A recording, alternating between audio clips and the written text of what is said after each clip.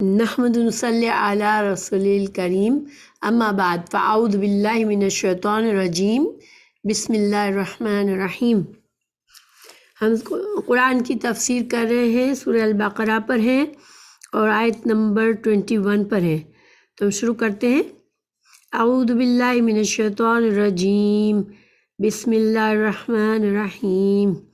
يا أيها الناس اعبدوا ربكم الذي خلقكم والذين من قبلكم لعلكم تتقون الذي جعل لكم الأرض فراشا والسماء بناء وأنزل من السماء ماء فأخرج به من الثمرات رزقا لكم فلا تجعلوا لله اندادا وانتم تعلمون۔ اے لوگو، اپنے اس رب کی عبادت کرو جس نے تمہیں اور تم سے پہلے کے لوگوں کو پیدا کیا، یہی تمہارا بچاؤ ہے، جس نے تمہارے لیے زمین کو فرش اور آسمان کو چھت بنایا اور آسمان سے پانی اتار کر اس سے پھل پیدا کر کے تمہیں روزی دی۔ خبردار، باوجود جاننے کے اللہ کے شریک مقرر نہ کرو۔ تو ہم اس کی ترجمہ اور تفسیر کو دیکھتے ہیں۔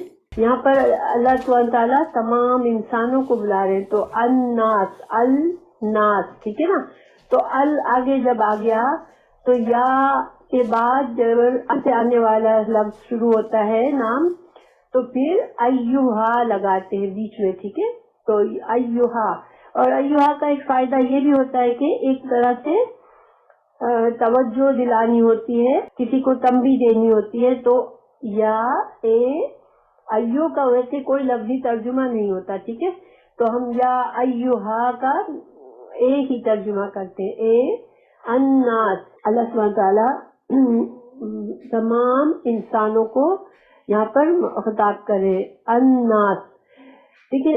عربی میں ال جو ہے، کبھی کبھی ال سے کیا ہوتا ہے، خاص، جیسے کسی خاص پرسن کو بلانا ہے، کسی خاص چیز کو بلانا ہے تو ال آئے گا، ٹھیک ہے، ال کسی خاص کے لیے ال آتا ہے۔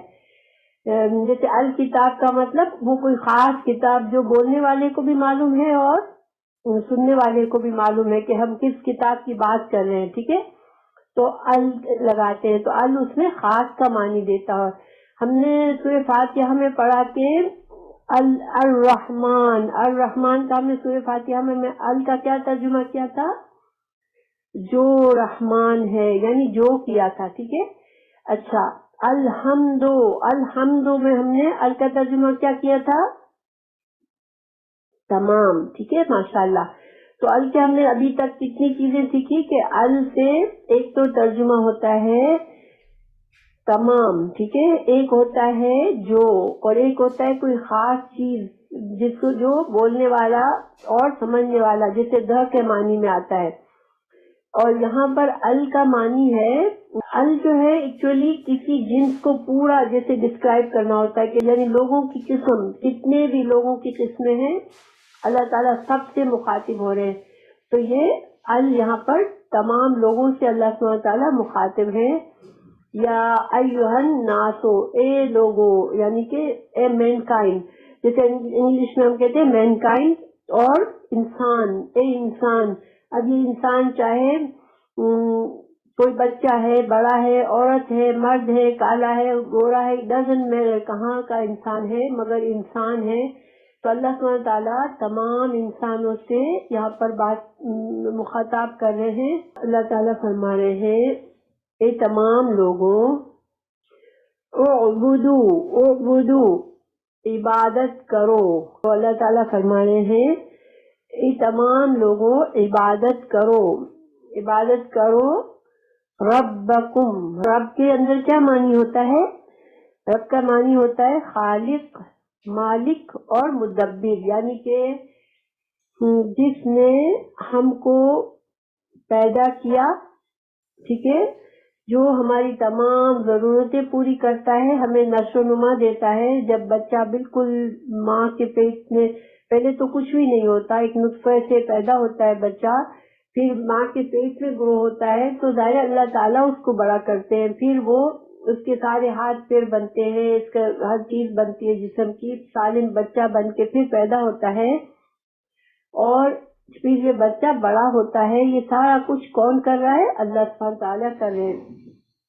تو اللہ تعالیٰ نے ایسے اسباب پیدا کر دیے کہ وہ بچہ بڑا ہو کے انسان بن جاتا ہے، پھر اللہ تعالیٰ اس کی تمام ضرورتوں پہ اللہ کی نظر ہوتی ہے، وہ انسان بیمار ہوتا ہے، اللہ سے دعا کرتا ہے، اللہ اس کو صحیح کر دیتا ہے، اور اللہ تعالیٰ نے اس کی ایک مہلت مقرر کی ہوئی ہوتی ہے زندگی میں، تو اس کا رزق مقرر ہوتا ہے اس زندگی میں۔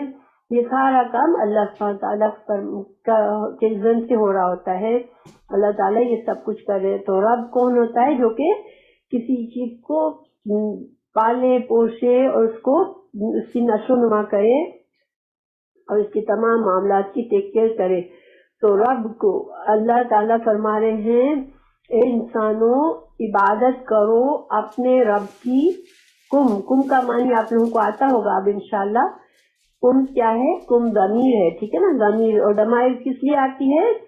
کسی نام کی جگہ پر پروناؤنس کو استعمال کیا جاتا ہے۔ ضمائر پروناؤنس ہوتے ہیں جو کہ نام کی جگہ پہ استعمال ہوتے ہیں۔ تو کم کا مطلب ہے تم، یہ جمع ہے نا، تم جمع ہے۔ الذی یہ بھی پڑھا ہے آپ لوگوں نے، الذی کیا ہوتا ہے؟ اس میں موصول ہوتا ہے جو کہ اپنے پہلے کی چیز کو اپنے بعد کی چیز سے ملاتا ہے۔ تو ربکم تو کون سا رب؟ الذی جو، تو ربکم کو الذی جو خلقکم سے ملا دیا یہاں پر، تو وہ رب جس نے تم کو پیدا کیا ہے۔ خلقہ کیسے پیدا کرنا ہوتا ہے کہ ایک چیز بالکل عدم سے اس کو بنانا، جیسے ایک چیز مادہ ہو لیکن اس مادے سے کوئی اور نئی چیز کو نئے سرے سے بنانا۔ جیسے انسان حضرت آدم علیہ السلام کو اللہ سبحانہ تعالیٰ نے کس چیز سے پیدا کیا تھا؟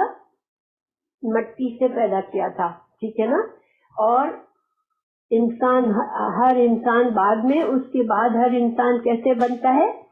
ایک نطفے سے بنتا ہے۔ تو اللہ تعالیٰ خلقہ کا مطلب ہوتا ہے کہ ایک چیز سے ایک نئی چیز کو بالکل وجود میں لانا جس کا وجود پہلے نہیں تھا۔ تو اللہ نے خلقہ پیدا کیا تم کو، والذین اور ان لوگوں کو، من سے، قبلکم، قبل کیا ہوتا ہے؟ ہم اردو میں بھی بولتے ہیں نا قبل الوقت،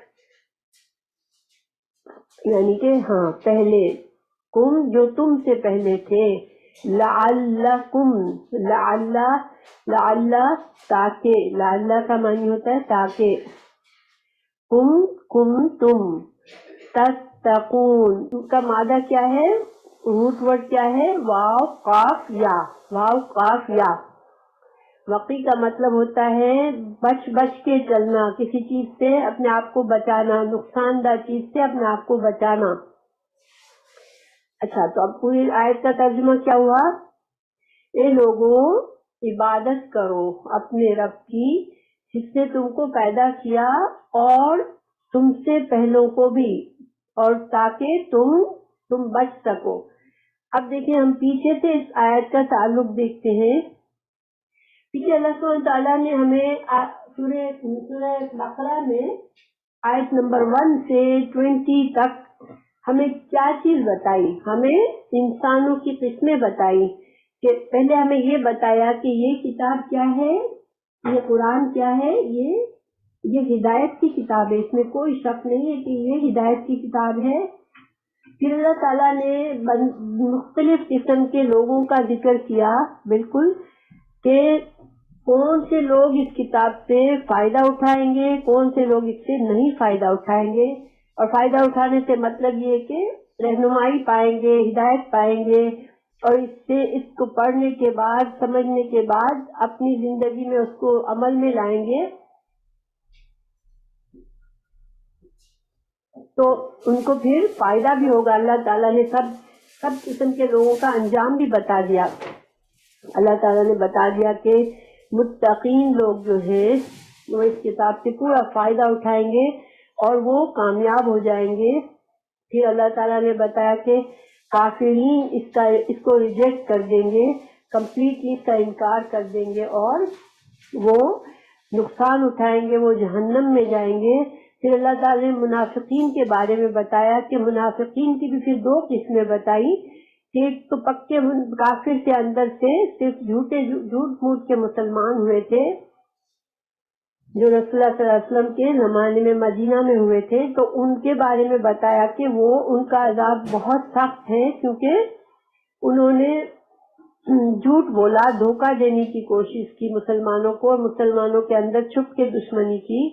پھر اللہ تعالیٰ نے ایسے لوگوں، ایسے منافقین کے بارے میں بتایا جو کہ ان کے دل میں ایمان آتا ہے مگر وہ ایمان زیادہ دیر رہتا نہیں ہے، اس لیے کہ تو ان کے دلوں میں بیماری ہے، شک کی بیماری ہے، شک میں پڑ جاتے ہیں۔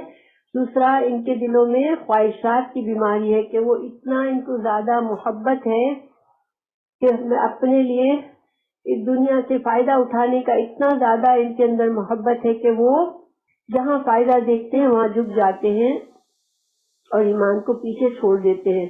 تو یہ دو طرح کے منافقین کی بتایا، اور بتایا کہ جو آخری قسم کے منافقین کا کیا فیصلہ بتایا اللہ نے کہ ان کے لیے ابھی وارننگ ہے، وہ یا تو اپنے آپ کو سنبھال لے، پکی طرح پوری طرح سے ایمان میں داخل ہو جائے، یا پھر اپنے لیے برے انجام کے لیے تیار ہو جائے کہ اللہ تعالیٰ ان سے بھی ہدایت کا راستہ بند کر دے ان کے لیے بھی۔ تو اللہ تعالیٰ نے قرآن میں بھی ایک جگہ فرمایا ہے کہ اے مسلمانوں مسلمان ہو جاؤ، اب ایمان والوں ایمان لے آؤ۔ تو اب ایمان والوں کو ایمان لے آنے کا کہنے کا کیا مقصد ہے کہ تم کنارے پہ رہ کے اللہ کے دین کو مت لو کہ جو تمہارے فائدے کی چیزیں وہ لے لی، جہاں تمہیں مشکل لگا دین وہاں تم پیچھے ہٹ گئے، ایسا مت کرو۔ تو اب اللہ تعالیٰ نے جب ہمیں یہ سارا سمجھا دیا کہ کتنے قسم کے لوگ ہیں، اس کتاب سے کیسے کیسے رویے کریں گے، پھر اب پہلا حکم آ رہا ہے، قرآن کا پہلا حکم اس آیت میں ہے، اور وہ حکم کیا ہے کہ اللہ کی عبادت کرو۔ اللہ تعالیٰ نے اس آیت میں زندگی کا مقصد بتا دیا انسان کے کہ تمہیں کیوں پیدا کیا اللہ نے۔ اللہ تعالیٰ نے زاریات 56 میں فرمایا وَمَا خَلَقْتُ الْجِنَّ وَالْإِنسَ إِلَّا لِيَعْبُدُونَ، میں نے جنوں کو اور انسانوں کو صرف اس لیے پیدا کیا ہے کہ وہ میری عبادت کرے، ٹھیک ہے۔ تو یعنی کہ یہاں زندگی کا مقصد بتا دیا، پہلا حکم آ گیا اللہ کا۔ اب عبادت کے لفظ کو سمجھنا ضروری ہے۔ کیا عبادت کا مطلب صرف یہی ہے کہ اللہ تعالیٰ فرما رہے کہ تم کو میں نے اس لیے پیدا کیا کہ سارا وقت مصلی پہ بیٹھے رہو اور نمازیں پڑھتے رہو، تسبیح کرتے رہو؟ نہیں، یہ مقصد نہیں ہے، ٹھیک ہے۔ لفظ عین بادہ عبد کے دو معنی ہوتے ہیں، ایک ہوتا ہے کہ عبادت کرنا، ورشپ، کسی کو معبود بنا کے اس کی پوجا کرنا، اس کی عبادت کرنا، اور نمبر 2 عبد سے غلام، کسی کا غلام بننا، ٹھیک ہے۔ اب انسان جو ہے، اللہ نے انسان کو کسی کا غلام نہیں بنایا بس سوائے اپنے غلام، یعنی اللہ خالق ہے اور اس کو حق ہے کہ وہ اپنی مخلوق کو اپنا بندہ کہے، اپنا غلام کہے۔ کیوں کہ اسی نے تو پیدا کیا ہے نا، اور وہی ہم کو سب کچھ دے رہا ہے، تو اس کا حکم ہے کہ ہم اس کے بندے بن کے رہیں۔ تو عبد جو ہے اس کے اندر یہ مطلب ہوتا ہے کہ انسان کے دل میں اپنے آقا کی، اپنے معبود کی محبت ہو اور اتنی عاجزی ہو کہ میں اس معبود کے مقابلے میں کچھ بھی نہیں ہوں، اور جو بھی معبود نے حکم دیا مجھے، جو بھی میرے رب نے مجھے حکم دیا، وہ ہر چیز میرے فائدے کی دی ہے، اس لیے کہ اس نے مجھے پیار سے پیدا کیا، اس نے مجھے مقصد سے پیدا کیا ہے۔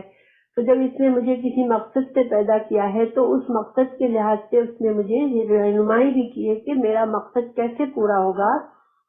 تو اللہ تعالیٰ نے مجھے جو کچھ بھی کہا، جو کرنے کو کہا، جس کام سے رکنے کو کہا، وہ سب میرے فائدے کے ہیں، اور وہ میں سب کا سب اللہ کی بات کو مان لوں۔ تو یہ ہوتا ہے عبد، ٹھیک ہے۔ تو عبد میں ایک تو غلام بننا، یعنی کہ انتہائی عاجزی اور محبت دل میں محسوس کرنا، اور دوسرا اللہ کو معبود بنا کے اس کے بندے بن جانا.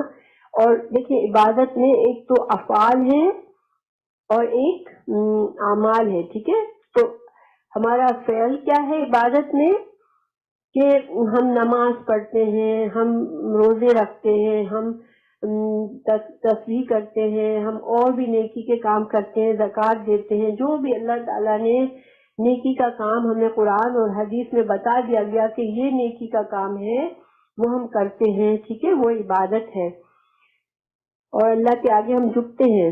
عبادت میں جو ہمارا جو دوسرا مقصد ہے وہ کیا ہے کہ ہمارے دل میں اللہ کی عاجزی ہو اور اللہ تعالیٰ کی فرما برداری ہو اور ہم اپنے آپ کو کمتر اور بہت ہی کمتر سمجھے اور ہم یہ جانے کہ اللہ تعالیٰ کا ہر فیصلہ جو میرے لیے ہے وہ اللہ نے اچھا ہی کیا ہے. اللہ نے جو مجھے حکم دیا وہ میرے فائدے کا حکم دیا ہے. سوال یہ پیدا ہوتا ہے کہ کیا ہم لوگ، کیا انسان، سارے لوگ اللہ کی عبادت کرتے ہیں؟ دنیا میں بہت سے لوگ اللہ ہی کو خالق مانتے ہیں، اللہ ہی کو سمجھتے کہ وہی ہم کو دینے والا ہے. لیکن جہاں تک اللہ کا بندہ بننے والی بات ہے تو اس میں بہت کم لوگ اللہ کا صحیح معنوں میں بندہ خود کو سمجھتے ہیں، اپنے آپ کو غلام سمجھتے ہیں کہ میں اللہ کا بندہ ہوں، اللہ کا غلام ہوں، میری کوئی مرضی نہیں مگر میرے خالق کی جو مرضی وہ میری مرضی ہے. تو یہ کام بہت کم لوگ کرتے ہیں، چاہے وہ مسلمان ہو چاہے نہ ہو.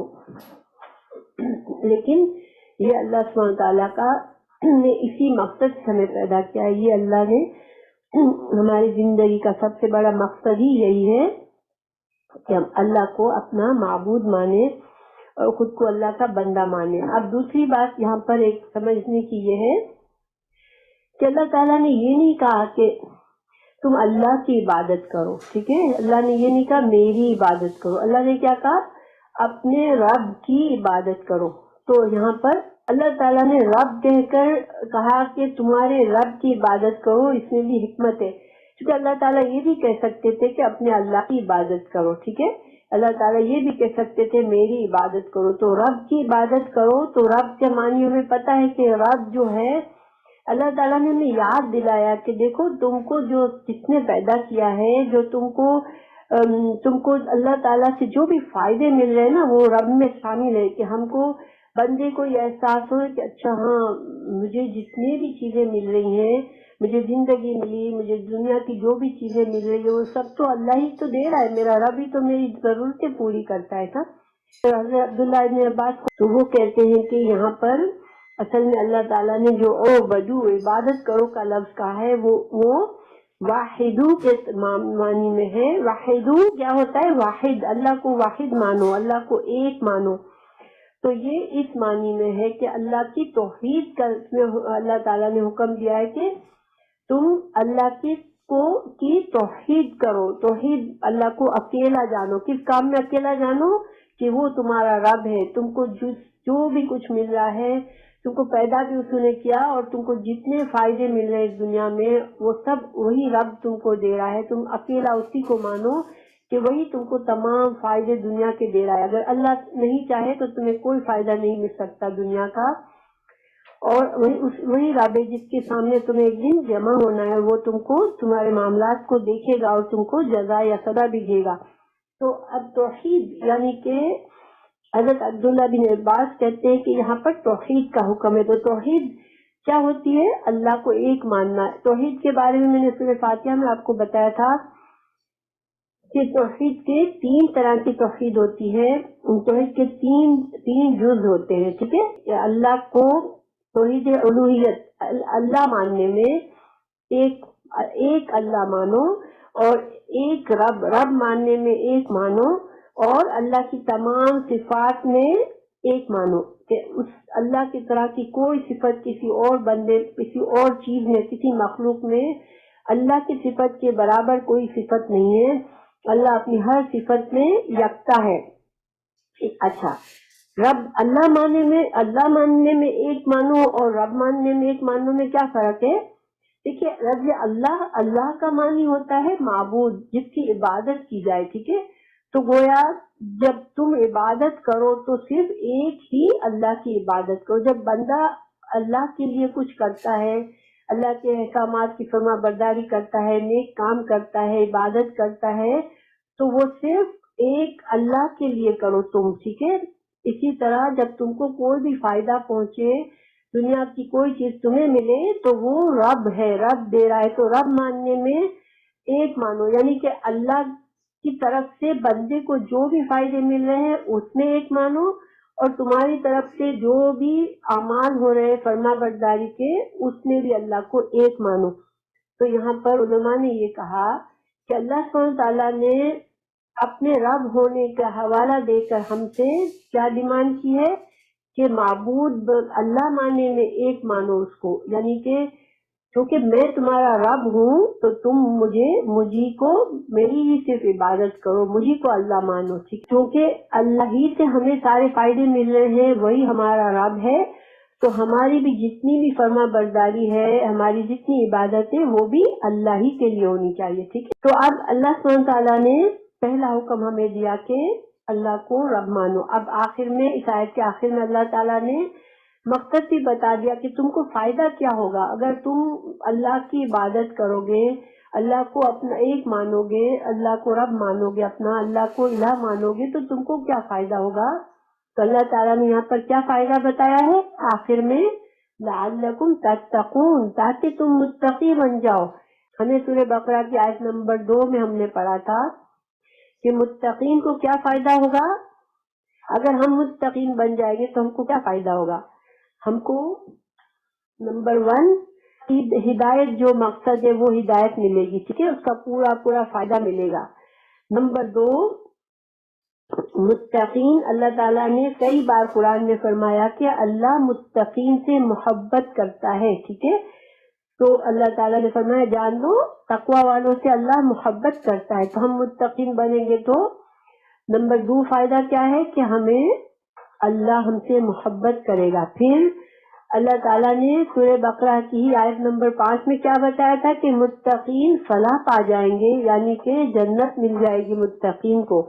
تو متقین کا تیسرا فائدہ کیا ہے کہ وہ کامیاب ہو کے جنت میں جائیں گے. اللہ تعالیٰ نے قرآن ہی میں ہمیں بتایا ہے کہ جو متقی ہوتا ہے اللہ تعالیٰ اس کے لیے اس زندگی کا راستہ بھی آسان کر دیتے ہیں. تو متقی ہونے کے بڑے فائدے ہیں، اور متقی بننے کے لیے ہمیں کیا کرنا ہے، اللہ کا بندہ بن جانا ہے. ٹھیک ہے، یہ مقصد ہے یہاں پر. تو سبحان اللہ، اس آیت میں ہمیں یہ فائدہ ہوا، یہ ہمیں پتا چلا کہ ہمیں اس زندگی کا، یہ زندگی امتحان ہے ہماری، اور اس میں فائدہ ہمیں، اس میں زندگی سے کامیابی کے لیے ہمیں تقوی چاہیے.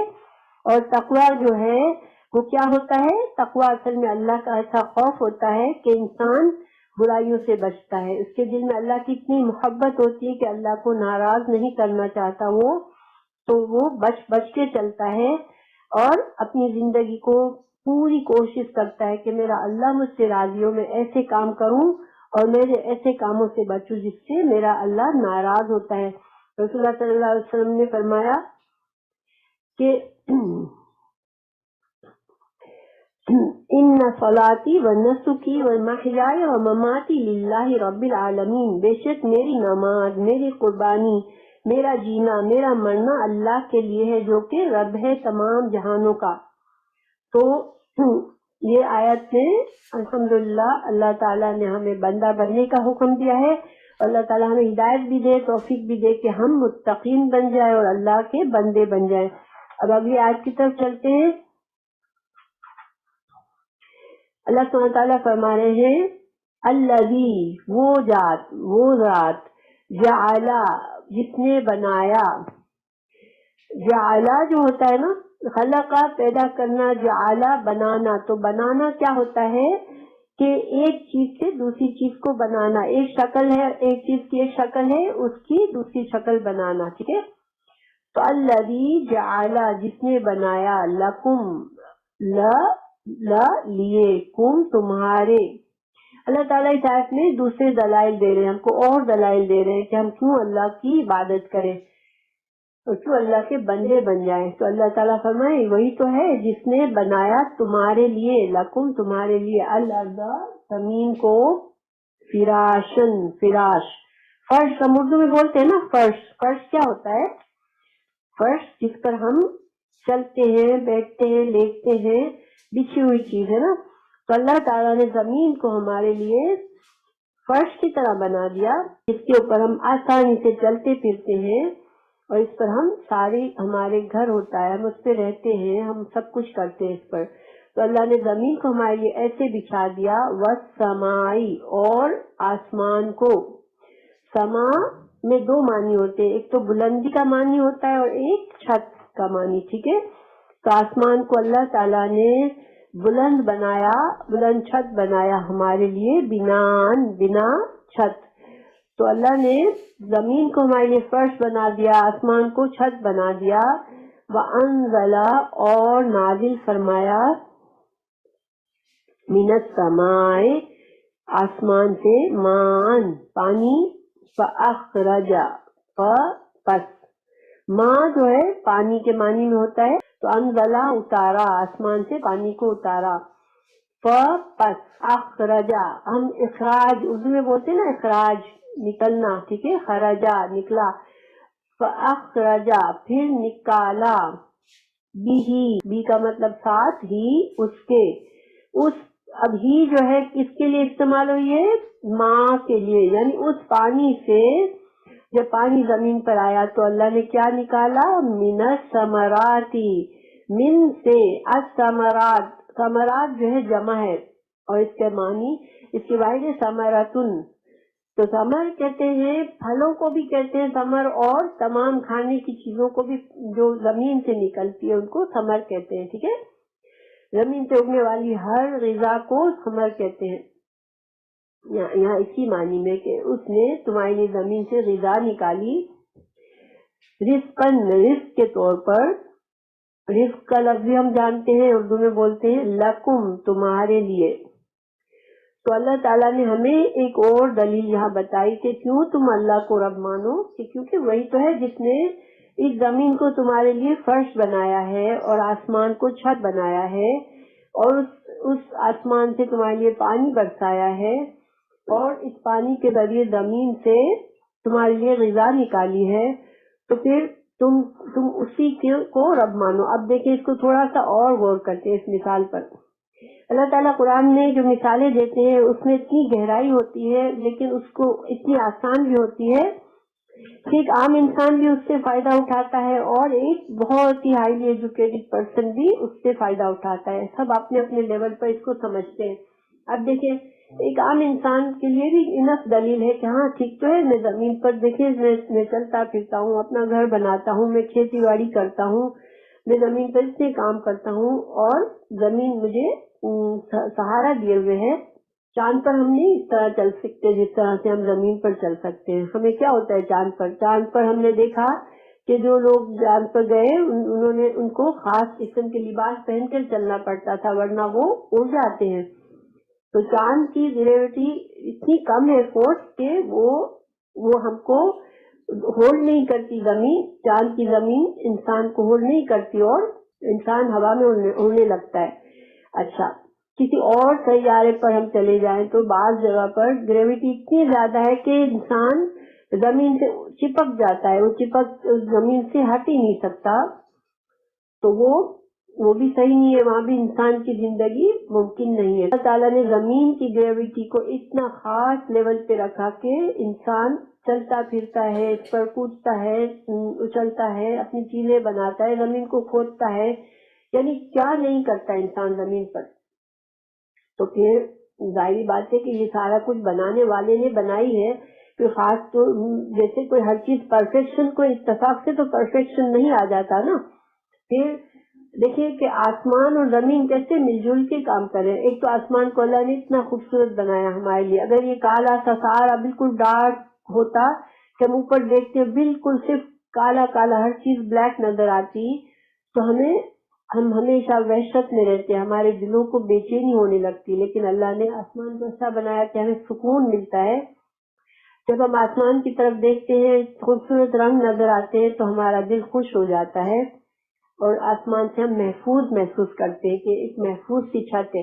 پھر دیکھیے آسمان اور زمین کا کنیکشن ظاہر کرنے کے لیے اللہ نے یہاں پانی کی مثال دی. دیکھیے بارش کیسے بنتی ہے, وہ زمین سے بخارات اٹھتے ہیں پانی کے اور پھر وہی پانی آسمان میں بادل میں جمع ہو کے پھر وہ زمین پر آتا ہے, اور جب زمین پر آتا ہے تو زمین اس سے ساری چیزیں اگاتی ہے. تو وہ آسمان اور زمین مل کر کام کر رہے ہیں ہمارے لیے. تو اللہ نے یہ اتنی بڑی بڑی مخلوقات کو ہمارے لیے مسخر کر دیا ہے. تو اللہ تعالیٰ نے یہاں پر پہلے ہماری تخلیق کے بارے میں ذکر کیا, پھر اپنے ہم سے بہت بڑی بڑی تخلیق کی ہمیں مثال دی کہ تم تو انسان ہو نا, تمہارا بنانا تو اتنا مشکل نہیں تھا جتنا مشکل آسمان اور زمین کو بنانا ہو سکتا ہے. لیکن دیکھو اللہ کی قدرت, اللہ نے یہ تمہارے لیے بنایا ہے. اور پھر یہ اتنے ہارمونی بنائی آپس میں کہ فطرت میں قدرت میں ہر چیز اپنا اپنا کام کر رہی ہے. کوئی اپنے جس مقصد کے لیے جس کو بنایا اللہ نے وہی مقصد پورا کر رہا ہے, تو کوئی اپنے مقصد سے نہیں ہٹتا. تو پھر انسان کا بھی تو ایک مقصد اللہ نے بتا دیا یہاں پر. تو ایک طرح سے ہمارے لیے یہ یہاں پر یہ بھی سوچنے کی بات ہے کہ جب ہر چیز اللہ کی ہر مخلوق اپنا مقصد پورا کرتی ہے زندگی کا, تو ہمیں بھی تو اپنا مقصد پورا کرنا ہے نا. تو اللہ تعالیٰ نے ہمیں مثال دینے کے بعد فرما رہے ہیں فلا تو نہ تجعلو تم بناؤ. یہاں پر جعلا سے مطلب ہے کہ تم اللہ کے سوا کسی کو اللہ کے برابر نہ بناؤ. للہ لیے اللہ کے لیے اندادن جمع ہے, اس کی واحد ہے ند. اور ند کہتے ہیں کسی کام میں کوئی برابر کا شریک ہو, کسی کو سمجھا جائے کہ یہ دو پارٹنر ہیں مل کے کچھ کر رہے ہیں کام, تو وہ ند ہوتے ہیں ایک دوسرے کے. تو اللہ تعالیٰ کہہ رہے تم جو ہے نہ بناؤ اللہ کے لیے کوئی شریک. اور یہ جو ہے اور کے معنی میں نہیں ہے بلکہ حالیہ وال ہے, یعنی ایک واو ہوتا ہے اور کا معنی دیتا ہے ایک دفعہ, اور یہ واو جو ہے یہ حال بتا رہا ہے کہ اصل حالت یہ ہے کہ تم تعلمون تم جانتے ہو, یعنی کہ علم سے ہے, تم کو تو علم ہے, تم تو یہ آسمان کو روز دیکھتے ہو, تم تو زمین کو روز دیکھتے ہو, تم اپنے آپ کو دیکھتے ہو. یہ ساری چیزیں تمہیں انڈیکیٹ کر رہی ہے کہ یہ کوئی خالق کی بنائی ہوئی چیزیں ہیں. تو جب تم سب کچھ جانتے ہو تو پھر تم اللہ کے ساتھ کسی کو کیوں شریک کرتے ہو کہ یہ اللہ کے پارٹنر ہیں بنانے میں. تم جا کے کسی اور کی کیوں عبادت کرتے ہو, کسی کے آگے کیوں سر جھکاتے ہو, جبکہ صرف اللہ ہی کا حق ہے کہ تم اللہ کی عبادت کرو, صرف اللہ کے آگے جھکو اور اللہ ہی کا حکم مانو. تو تم دوسروں کو خوش کرنے کے لیے اللہ کے حکم کو کیوں چھوڑ دیتے ہو پیچھے. تو یہاں پر یہ سارے معنی اس آیت کے ہیں. پھر اللہ تعالیٰ نے ایک طرح سے یہاں پر یہ دو آیات میں اللہ نے اپنے انسانوں کو اسلام کی دعوت دی, اللہ کو ایک ماننے کی توحید کی دعوت دی. ٹھیک ہے, اب اگلی آیت میں رسالت کی بات آ رہی ہے. تو پہلا حکم کیا ہے, اللہ کی عبادت, اللہ کو ایک ماننا. اب دوسرا حکم کیا ہے, وَإِن كُنتُمْ اور ان اگر کنتم ہو تم فی رائب پہلے بھی ہم نے پڑھا ہے نا, فی میں رائب ہے یہاں پر شک, اور شک رائب میں میں نے پہلے آپ کو بتایا تھا کہ کتنی طرح کے شک کا لفظ ترجمہ کتنی طرح سے آتا ہے. 4 قسم کے لفظوں کا ترجمہ شک ہوتا ہے. ایک شک ہوتا ہے, ایک تردد ہوتا ہے, ایک میریا ہوتا ہے, اور ایک ریب ہوتا ہے. ریب جو ہے وہ سب سے کم ترین بالکل ذرا سا بھی شک, ٹھیک ہے, اور جو شک ہے وہ زیادہ شک ہوتا ہے, یعنی بہت زیادہ شک, یعنی کہ کسی بات پر مجھے بہت تھوڑا سا یقین ہے مگر بہت زیادہ شک ہے.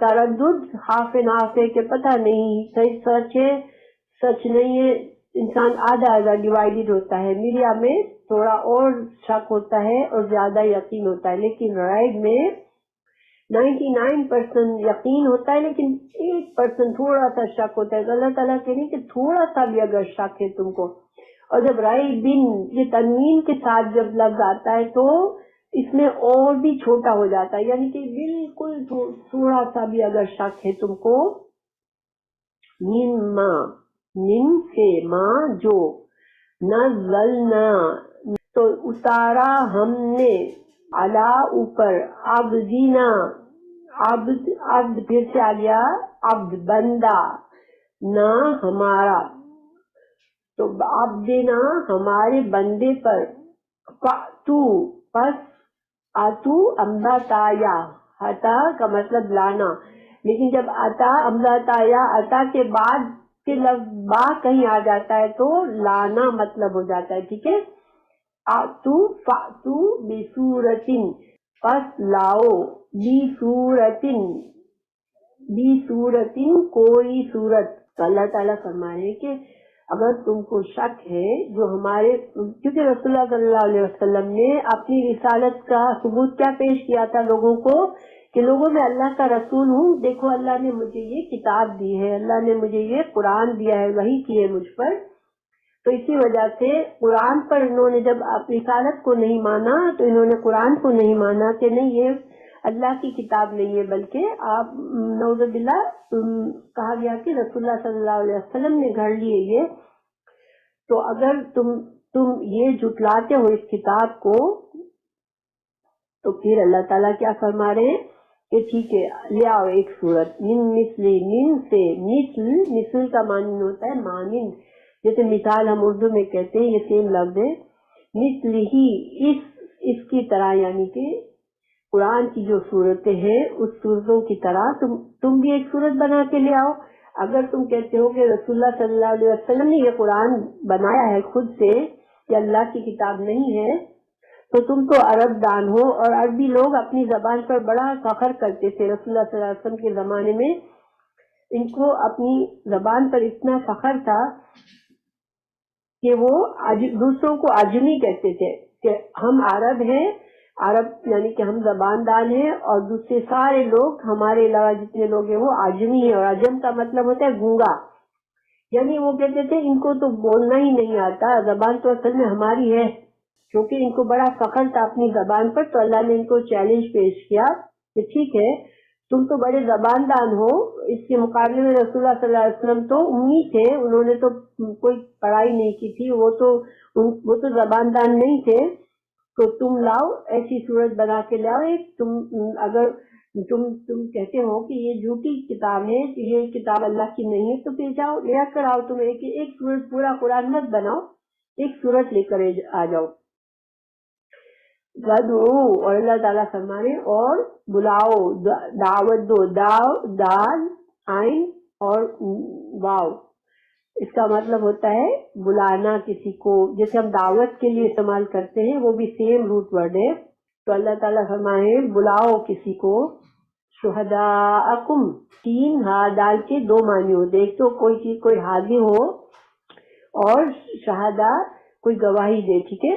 تو یہاں پر حاضر کے معنی میں کہ تمہارے آس پاس جتنے بڑے بڑے علماء تم سمجھتے ہو زبان دان موجود ہیں ان کو بلا لے آؤ، تمہارے اپنے بڑے بڑے لوگوں کو بلا کر لے آؤ، اپنے حاضر لوگوں کو بلا کر لے آؤ.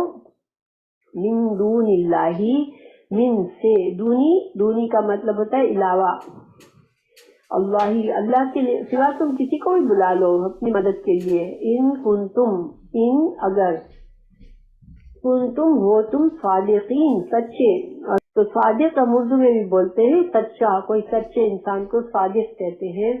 تو اللہ تعالیٰ فرمائے اچھا ٹھیک ہے، اگر تم جو ہے اس میرے بندے پر، میں نے ہمارے بندے پر، اور ہمارا یہاں پر لفظ اللہ تو ایک ہی ہے، ٹھیک ہے، لیکن یہاں اللہ تعالیٰ کا ایک شاہی فرمان کی طرح سے جب اللہ تعالیٰ کبھی کبھی اپنے لیے عزت اور احترام کے لیے اپنے لیے جمع کا صیغہ استعمال کرتے ہیں. جیسے دنیا میں بھی کوئی بڑا بادشاہ اور شہنشاہ ہوتا ہے تو یہ ہم سے بات کرتا ہے کہ ہمارا یہ حکم ہے. خیر دنیا میں تو کسی کو اتنا اپنے اوپر غرور کرنے کی اجازت نہیں ہے، لیکن وہ تکبر کہلاتا ہے. لیکن اللہ سبحانہ تعالیٰ کو یہ حاصل ہے کہ اللہ تعالیٰ کی ذات اتنی عظیم ہے، اللہ تعالیٰ اپنے لیے کبھی کبھی جمع کا صیغہ استعمال کرتے کہ ہمارے بندے کو ہم نے جو دیا ہے، جو وحی نازل کی ہے، جو قرآن دیا ہے، تم کو اس پر شک ہے کہ یہ ہماری کتاب نہیں ہے، ہمارا کلام نہیں ہے، تو پھر چلو تم ایسی ایک کتاب، ایک ایسی صورت بنا کے لے آؤ، اور تم جسی کو بھی مدد کے لیے پکارنا چاہو تو پکارو۔ اور یہ چیلنج اسی وقت نہیں ہے، آج بھی دنیا میں کوئی ایسا قرآن نہیں بنا سکتا، اور ہم لوگوں کو تو کیونکہ ہم عربی کو اتنا جانتے نہیں ہے تو ہم اس چیز کو نہیں سمجھ پاتے کہ قرآن جو ہے ایک معجزہ ہے، زبان کا معجزہ ہے۔ اللہ تعالیٰ نے سب سے بڑا معجزہ، رسول اللہ صلی اللہ علیہ وسلم کو سب سے بڑا معجزہ جو دیا وہ یہ قرآن ہے، اور اس کی زبان، اس کے کلام ایسا ہے کہ اس کی کوئی مثل نہیں بنا سکتا۔ اللہ تعالیٰ کا یہ چیلنج قرآن میں 2-3 جگہ آیا ہے۔ کبھی اللہ نے کہا اچھا چلو صورت نہیں بنا سکتے تو ایک آیت بنا کے لے آؤ، یا چند آیتیں بنا کے لے آؤ، چند صورتیں بنا کے لے آؤ، لیکن لوگوں نے کوششیں بھی کی لیکن کوئی ایسا کام نہیں کر سکا۔ بہرحال تو اللہ تعالیٰ نے یہاں پر دوسرا حکم کیا آیا؟ پہلا حکم کیا تھا؟ اللہ کی توحید۔ دوسرا حکم کیا ہے؟ رسول اللہ کی رسالت۔ تو رسالت پر ایمان لے آؤ، پہلے توحید پر ایمان لے آؤ، ٹھیک ہے؟ اور ایمان جو ہے وہ پورے دل سے ماننا، زبان سے ماننا، عمل میں لانا، یہ سارا شامل ہوتا ہے، ٹھیک ہے؟ پھر اللہ تعالیٰ فرما رہے ہیں فَإِن لَمْ فَقَسْ، ان اگر، لم نہ، تفعلوا فعلا تم کر سکو، ٹھیک ہے؟ اگر تم یہ کام نہیں کر سکتے ہو، یعنی کہ اس چیلنج کے مطابق نہیں بنا سکتے ہو، تو کیا؟ اور وَلَن، ہرگز نہیں، تفعلوا تم کر سکو گے، یعنی اللہ تعالیٰ نے ماضی میں بھی انکار کر دیا کہ کسی نے ایسا کام نہیں کوئی کر سکتا اور آئندہ بھی کوئی نہیں کر سکے گا۔ فَاتَّقُوا، پس ڈرو، النار، آگ سے، التی، وہ جو، وقودها، وقود کہتے ہیں ایندھن کو، تو اس آگ سے ڈرو جس کا ایندھن، ہا کیا ہے؟ ہا ضمیر ہے، اور ہا کس لیے آئی ہے؟ النار کے لیے۔ النار جو ہے عربی میں مؤنث لفظ ہے، ٹھیک ہے؟ ابھی میں کچھ الفاظ شروع سے مؤنث کے طور پر استعمال ہو رہے ہیں، اور ان کے لیے ضمائر یعنی کہ پروناؤنس بھی مؤنث کی آتی ہے۔ تو پھر اللہ تعالیٰ فرما رہے ہیں کہ ڈرو اس آگ سے، الناسو، جس کا ایندھن کیا ہوگا؟ لوگ ہوں گے، الناس، لوگ، والحجارہ، حجارہ کہتے ہیں حجر اسود۔ حجر اسود کیوں کہتے ہیں؟ وہ پتھر ہے، حجارہ اس کی جمع ہے حجر کی، ٹھیک ہے؟ تو پتھر ہوں گے اور لوگ ہوں گے اس آگ کا ایندھن۔ اعدت، اور اعدت، عددہ، عددہ سے بنی ہوئی ہے، عدد، اردو میں ہم بولتے ہیں نا عدد، یعنی گنتی، عدد اور شمار۔ تو یہ اعدت کا استعمال آگ کے لیے آیا ہے، جہنم کے لیے، کہ جہنم ایک تو تیار کی جا چکی ہے، دوسرے یہ کہ گن گن کے تیار کی ہے، جو لوگ اس میں جائیں گے اس کا اندازہ کے مطابق تیار کی گئی ہے۔ اور عدت للکافرین، لیے کافر، کافر کی جمع کافرین، جو کافر لوگ ہیں ان کے لیے گن گن کے تیار کر کے بنائی گئی ہے یہ جہنم۔ اور اس کے ایندھن کیا کون ہوں گے؟ ایک تو انسان ہوں گے، اور دوسرے وہ معبود پتھر ہوں گے، بت ہوں گے جس کی انسان پوجا کرتے ہیں۔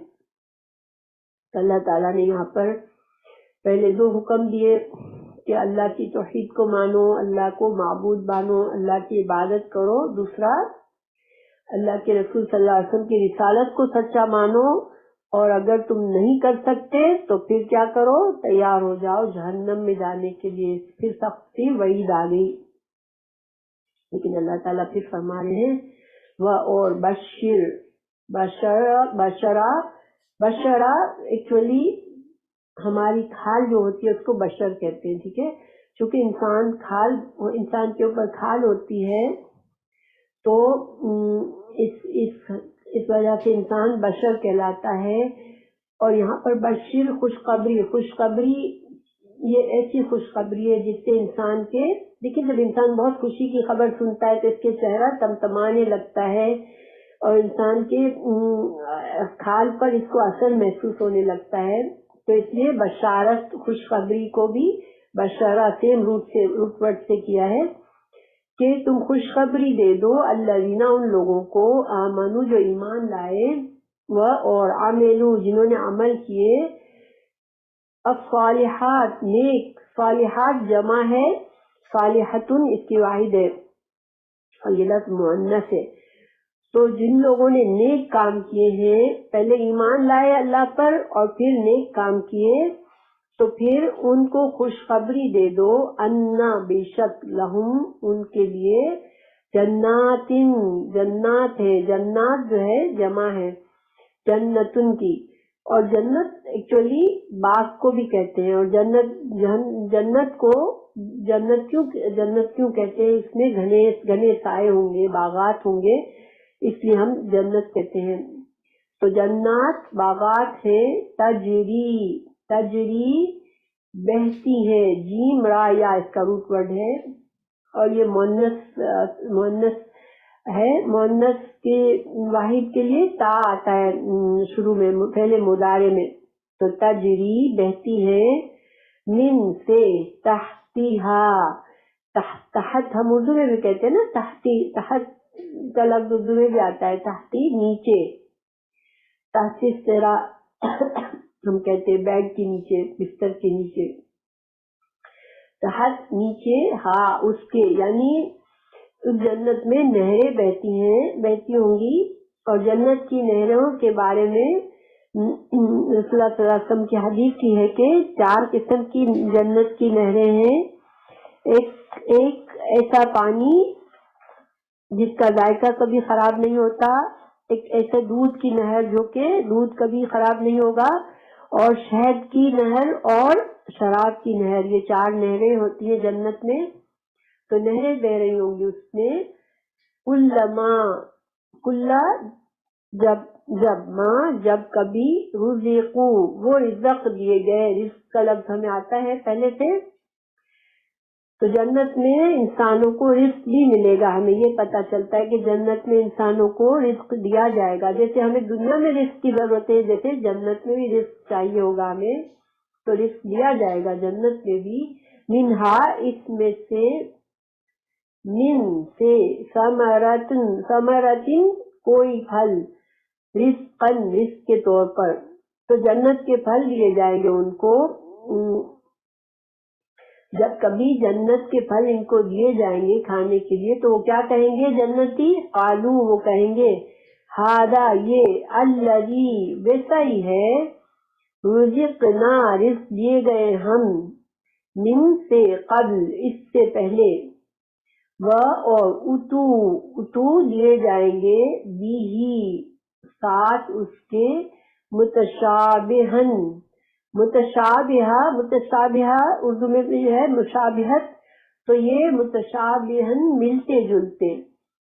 تو یہاں پر اس میں کیا مقصد ہے؟ اللہ تعالیٰ نے فرمایا کہ پہلے خوشخبری ان لوگوں کو دے دو جو کہ ایمان لاتے ہیں اور نیک اعمال کرتے ہو. نیک اعمال ہماری شریعت میں وہ ہیں جو کہ خالص نیت اللہ کی ہو، جس کرنے کام میں اللہ کی نیت ہو، اللہ کی رضا کی نیت ہو خاص، اور وہ سنت کے مطابق ہو، یعنی قرآن و سنت سے ان کو ہمیں پتہ ہو قرآن و سنت سے کہ یہ نیک عمل ہے.